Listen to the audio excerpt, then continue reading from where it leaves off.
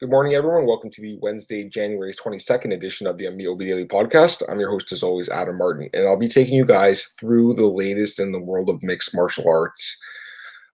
Actually, a bit of a slower news day than it has been the last maybe week or so. It's been crazy. Obviously, Conor McGregor Mania is back, knocking out Donald Cerrone at UFC 246. Obviously, that's what everyone, including myself, has been talking about. So it's good to have a lighter day of news, but there's still some stuff to talk about, including Conor. I still got to talk about him, but I want to talk about some other stuff first, including Anthony Johnson. Let's start with Rumble. He's teasing a return at UFC 248. I'm crossing my fingers to see it happen. I'm a big fan of Rumble, the fighter. I mean, listen, I obviously know the guy's got some stuff going on outside the cage and has, kind of a mixed resume outside the cage. We all know about that. But as far as his exploits inside the cage, the guy is a beast, and I'd love to see him fight again in the UFC, and I'm sure you guys feel the same way.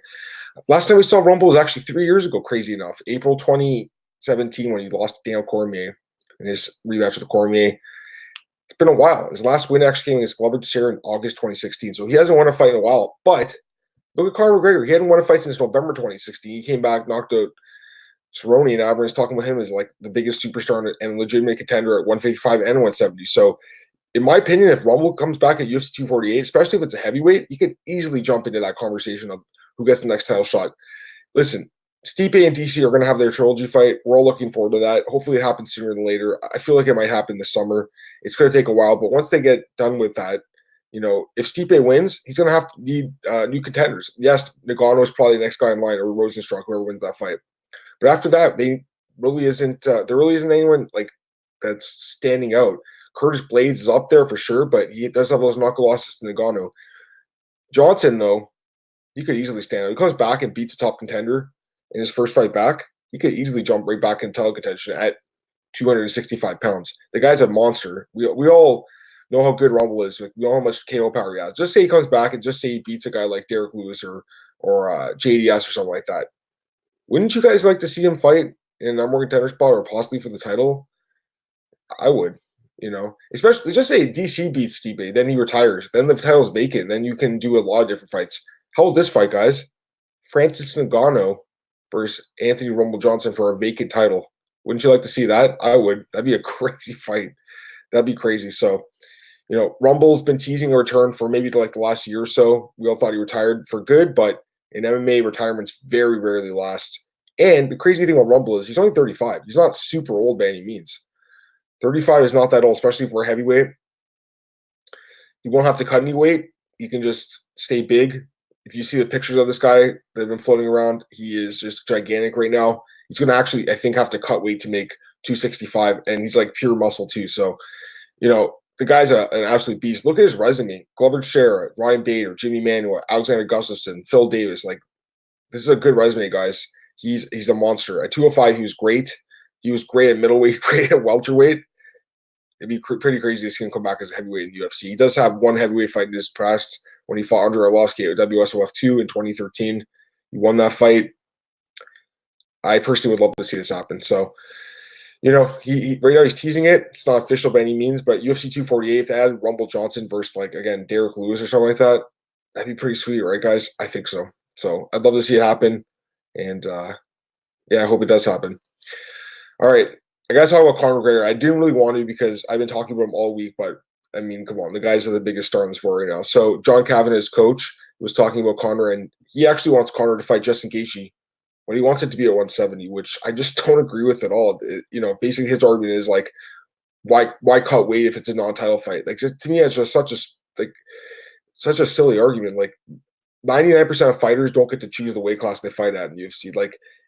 And what I mean by that is obviously they can choose whatever weight class they want, but they can't say, you can't have a bantamweight guy saying, I want to fight at featherweight because I don't want to cut the weight, but then I want to be a contender at bantamweight. No one else does that.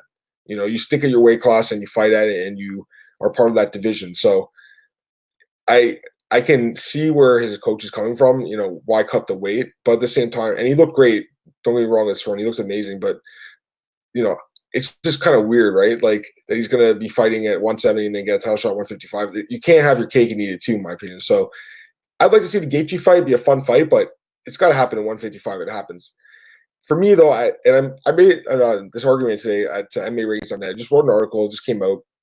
My argument is Conor should stay at 170 permanently. I think the bigger fights are at 170. I know the Habib fight's big, don't get me wrong. Dana thinks it's the biggest fight they can do. Dana has a better understanding of the metrics that the UFC uses and the pay-per-view buys. I get that.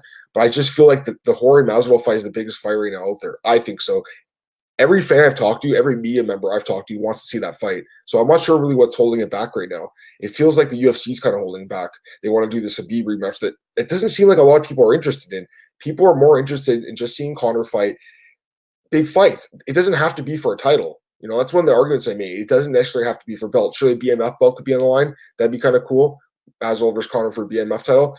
There doesn't have to be the lightweight belt on the line. But, if Conor does want to fight for a belt, I think the welterweight belt's the belt to fight for because he's already won featherweight and lightweight. Why not try and chase history and define his legacy as the first 3-division champion in UFC history by beating Kamaru Usman, a guy who's in his prime and a guy who's an incredible fighter?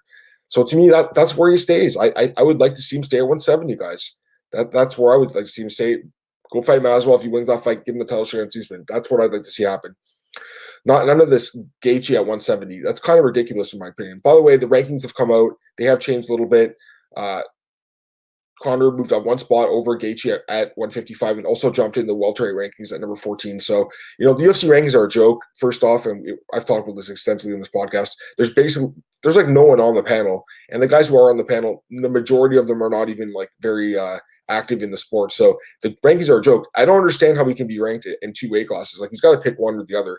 And to me, it's kind of weird how, you got to win at 170 and then you move up at 155 where Gaethje's like destroying guys at 155, including Donald Cerrone, who McGregor just beat. To me, it doesn't make much sense, but it is what it is. Again, I'd like to see McGregor fight Masvidal, guys. That's the fight I want to see. Hopefully he has this fight soon. I mean, he didn't take any damage. He wants to fight often this year. I hope that we get to see Conor fight at least 3 times this year. I mean, hell, he could fight 4 times. Why not? He wants to fight soon. I mean, that March card in Vegas, I know it's got 2 title fights on it already. Imagine they added Conor too. I'd watch that. That'd be kind of sweet. Speaking of Conor fights, Dustin Poirier is calling for a rematch. I'm not against Poirier eventually getting a rematch, but not right now. If Conor lost that fight, that would have made sense. And then Nate Diaz fight too. Although I still think Nate Diaz does make sense because he's coming off a loss as well to Masvidal. But Poirier, I can see where he's coming from trying to get that rematch with Conor. But we've seen this fight at featherweight a couple years ago, 2014. Conor won the fight by knockout. It was pretty easy to win for him. I don't think anything changes really 155. I still think Conor wins this fight. And, with Poirier coming off a loss to Habib, I just feel like he needs to work his way back up. I respect Poirier. He's a great fighter. I just feel like he's got to get a win, and he's always calling out guys coming off wins and stuff, but he himself is coming off a loss. So to me, he's got to get a win. I don't know who he fights next. Gaethje in a rematch. I know Gaethje obviously is coming off a win himself, but with Gaethje, like he needs to stay active. Gaethje could put himself in a bad spot here, guys, if he doesn't like take another fight soon because, Khabib and Tony are going to fight. Okay, and I understand he's probably waiting around to see if someone gets hurt, and that's fair. But just say they don't get hurt, but they have the fight, and then someone gets hurt during the fight, and they're out for 6 more months. Then he could be waiting a year to fight. So to me, he's got to take a fight soon. I think that'd be a really smart fight for him to take. But we'll see what happens. And I can't blame him for calling out Conor. I just don't see it happening. Just one fight announcement today, guys. UFC 250. So this is the card with Cejudo and Aldo. It gets one fight here, a women's bantamweight bout between Marion, Reneau, and Ketlen Vieira. Interesting fight. Vieira, I was at her last fight. She got knocked out pretty good by Irene Aldana, but she's still a top prospect in the women's bantamweight division. She's only 28, so she's at a good age for this division. 10-1 in her career. And before that loss, she had looked really good against Ngannou, McMahon, and Ashley Evans-Smith, and Kelly Fashels in the UFC. And to be honest, she was actually doing pretty well against Aldana early, but got caught with a really good punch and got knocked out right at the end of the first round. So I still think she's got a lot of potential in this division. She was ranked too high. I think she was ranked number 2 or 3 for a while. That didn't really make sense, but she's definitely a top 10 fighter in this division, and she takes on Reneau here. And Reneau is a fighter I have a lot of respect for. She came to the UFC at a late age. She's actually 42, so she's one of the oldest fighters in this division. And she's 9-5-1 in her career, so kind of a just an okay record, but she does have quite a bit of experience, and she has some good wins too. Like Jessica Andrade, she submitted her. I know that was a different weight class, but still, it's a good win. She also has that win over McMahon. She has not won a fight in a couple years though. She's coming off back-to-back losses versus Kunitskaya and Ngannou. So I do like this matchup from the UFC standpoint, putting together two ranked fighters in the women's bantamweight division, but they want Vieira to win. The fight's in Brazil. I think she probably does win the fight, although, Reneau is actually a solid fighter, and I think she's kind of underrated a little bit just because of her age. But at the same time, 42 years old, I think at some point she's going to start losing her fights. So we'll see what happens in this one. I do like the matchup, though. And again, that's the Aldo versus Cejudo card, which is not official yet by any means, but it sure seems like that fight's going to happen at some point. All right, what else we got here? I think that's it for as far as news goes. I got to plug some stuff. Myself and Cole Sheldon, we did the full breakdown yesterday for UFC Raleigh. That was fun to do. So go back at yesterday's podcast and check it out. Also, myself and Nick Kalikas, we did a preview for UFC 248, and he broke some odds for that card. So definitely go and check that out as well. That's from Tuesday's podcast. So that's going to be it for today's podcast, guys. I'll be back tomorrow for the Thursday edition of the show. Once again, thanks for tuning in. You guys can check me on Twitter at MMAOB and the podcast. And one of my homes is MMAOddsbreaker.com as well as BJPen.com and MMARings.net. I got one question here from Marcus. I'll take it, Marcus, before I get out of here. I'd like to see someone at MMA Media interview one of the UFC rankings voters and have them explain their votes. See McGregor ranked 14 at welterweight makes no sense. I'm not disagreeing with you at all on this one, man. It's kind of ridiculous. One of my friends, good friends, is Steve Jeffrey, and Steve was a ranker for years. And I thought Steve did a great job. Every time we would hang out, me, him, and James Lynch, we would always talk about the rankings, and Steve would justify his rankings. He would tell me why, a certain guy would be ranked in this spot, and why, he didn't think my rankings were okay. And then I explained why his weren't good.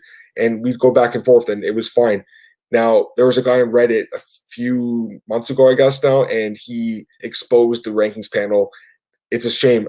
You can go on Reddit and see it. Actually, there's a BJ Penn article that I did based on that article on Reddit. So go and check that out. Go to bjpenn.com, search in like Reddit user exposes ranking system or something. I wrote the article a few months ago, and you can see how poorly the rankings are. Like, there's very few guys, Marcus, that actually care about the sport. There's very few people that are actually active in the sport. Like, if you look at who's in the rankings, you wouldn't even heard of these rankers. Like, there's only a handful of guys. Again, I think there's like maybe less than 15 people.